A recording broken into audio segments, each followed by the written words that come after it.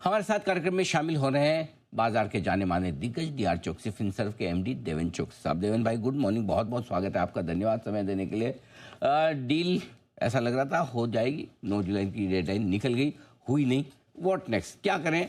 Tariff को लेकर, tariff deal को लेकर, ट्रेड डील को लेकर कैसे मन बनाए बाजार?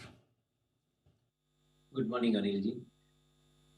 जितनी देरी होती है अपने लिए अच्छा है, ऐसा मेरा मानना है। क्योंकि आई थिंक जो हिसाब से अमेरिका के प्रेसिडेंट अलग अलग कंट्री के ऊपर टैरिफ डाल रहे हैं, उससे हमें एक क्लैरिटी इतनी मिलती है कि अगर हमारे टैरिफ कम है तो कंपैरेटिवली आई थिंक हमें एक एडवांटेज ज्यादा मिलना चाहिए। तो I guess I think that is an advantage that we will be getting. Suppose हम अगस्त तक खींचते हैं ये चीज को, तो शायद हमारे ख्याल से आई थिंक ये एडवांटेज हमारे लिए ज्यादा बना रहेगा।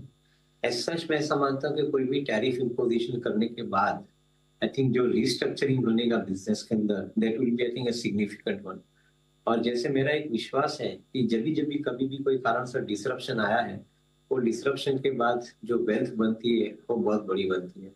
तो शायद आई थिंक हम ये एरा के अंदर एंटर हो रहे हैं कि जहाँ पे I think because of the tariff so many countries in the world are likely to get disrupted, और उसका एडवांटेज शायद हमें मिल सकता है। तो I think I will keep my eyes ears open and keep my workouts ready, so that at least जब ये अपॉर्चुनिटी हमारे सामने आ गई इन्वेस्टमेंट करने के लिए हम उसको दोनों हाथ से हाथ में ले लेते।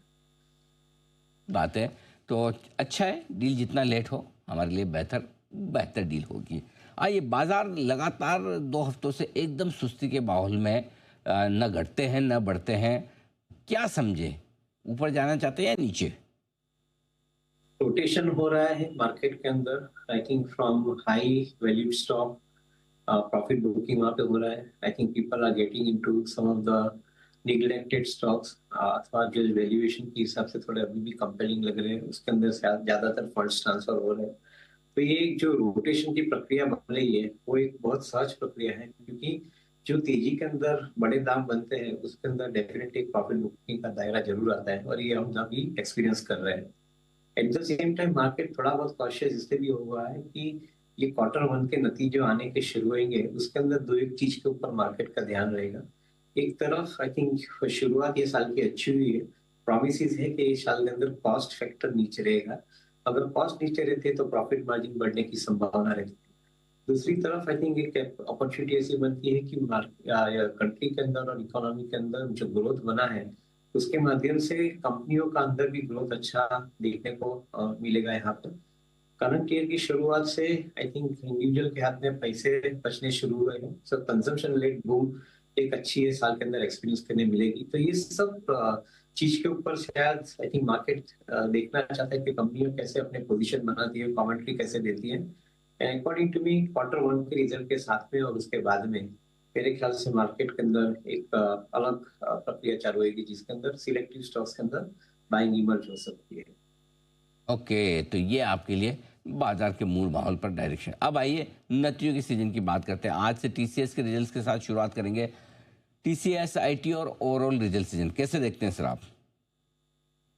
जब बड़ी कंपनियां हैं, जो टॉप रैंक कंपनी है, उसके अंदर दो चीज हम देख रहे हैं। एक का they are basically readopting the new skill set in a sense that I think जब एग्जिस्टिंग स्किल सेट है उनको either I think they are reskilling them with the AI based way of working, और I think उनको retire करके I think they are possibly I think buying the new skill set which is AI trading skill set.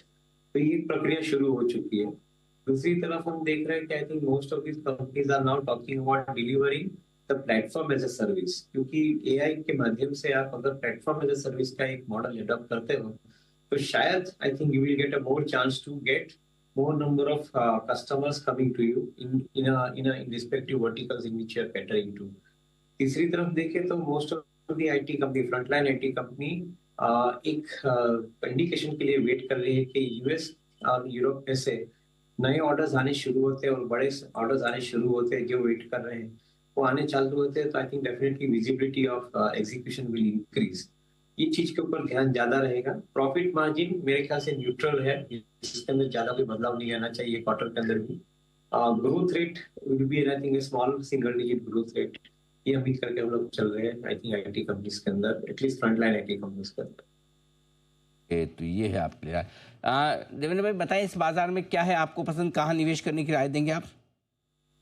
सो अनिल जी, थोड़े जगह पे जहाँ confidence बना है उसके अंदर मेटल कमोडिटी, केमिकल कमोडिटी, उसके अंदर आई थिंक ये कॉन्फिडेंस ज्यादा बना है, because I think metal commodity के अंदर एनर्जी कॉस्ट कम होना और डिमांड सिचुएशन इम्बॉयंट होना, definitely it is a good sign for metal commodities.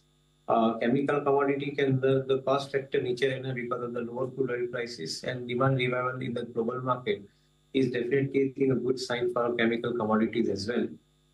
तीसरी तरफ जो हाउसिंग और हाउसिंग के साथ में जो बिजनेसेस जुड़े इंक्लूडिंग हाउसिंग फाइनेंस, उनके ऊपर एक फोकस ज्यादा है क्योंकि वहां पे ग्रोथ रेट हम देख रहे हैं कि सिस्टमेटिकली एक स्टेडी पेस से बढ़ रहा है। And similar situation is power ancillary and power finance business, क्योंकि वहां पे भी generation to distribution to production, each and every area के अंदर आई थिंक हम समझ रहे हैं कि डिमांड सिचुएशन रिलेटिवली बेटर रहेगी। तो आई थिंक इसके साथ में जो क्षेत्र जुड़े हैं उनको भी साथ में समावेश कर लेते हैं। Otherwise I think commercial vehicle एक अच्छी उम्मीद के साथ में इस साल शुरू हुआ है। हम समझते हैं कि commercial vehicle segment will do reasonably well within the auto space and along with that some of the auto ancillary companies. तो ये है वो सारे के सारे सेक्टर्स जहाँ पर आपके लिए निवेश का है बेहतरीन मौका। देवेंद्र भाई, बहुत बहुत धन्यवाद, आपका समय दिया और विस्तार से आपने बताया भी। आइए शॉर्ट टर्म पिक्स का है वक्त और पालिया साहब से जानते हैं उनकी पसंद की शॉर्ट टर्म पिक। पालिया साहब।